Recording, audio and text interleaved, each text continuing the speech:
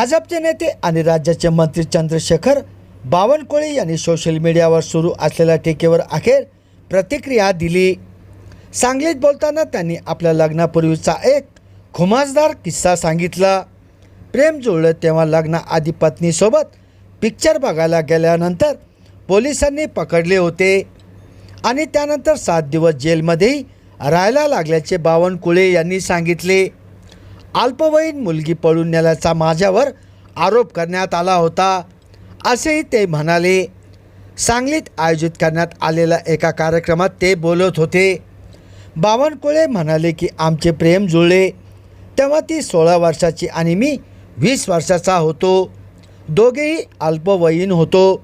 आता अल्पवयीन असताना कयामत से कयामत तक पिक्चर बघायला गेलो। पिक्चर बघून बाहेर आल्यानंतर पोलिसांनी आम्हाला पकडले। आमचे वय कमी असल्याने आम्ही दिसतही लहानच होतो। पोलिसांनी जेव्हा आम्हा दोघांना एकत्र पकडले तेव्हा पोलिसांनी मला विचारलं की ही कोण। तेव्हा आम्ही घाबरलो, कारण तिनेही आणि मी सुद्धा घरी सांगितले नव्हते की पिक्चर बघायला आम्ही चाललोय। आता पिक्चर पाहिल्यानंतर पोलिसांनी दोघांना पकडल्याने अवघड झाले, असेही मंत्री बावनकुळे म्हणाले। मंत्री बावनकुळे यांनी पुढे सांगितले की ती 16 वर्षाची आणि मी 20 वर्षाचा असल्याचे काय केले आम्ही हे सांगता येत नव्हते। आम्ही पिक्चरच पाहिला होता। 35-40 वर्षापूर्वीचा काळ होता। त्या काळात काही फालतू चालायचे नाही। पिक्चर पाहून आल्यावर पोलिसांनी पकडले आणि थेट पोलीस स्टेशनला नेले। तिथे कारण नसताना माझ्यावर अल्पवयीन मुलगी पळून नेल्याची केस टाकली।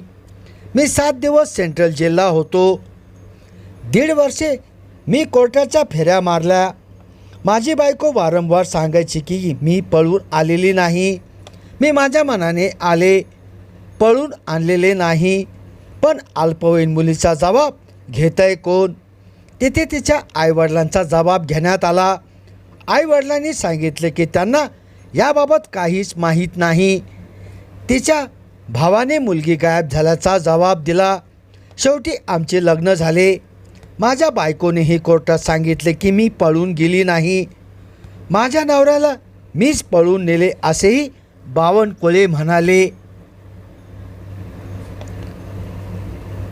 संभाजीनगर समाचार न्यूज चॅनलसाठी सुनील टाक।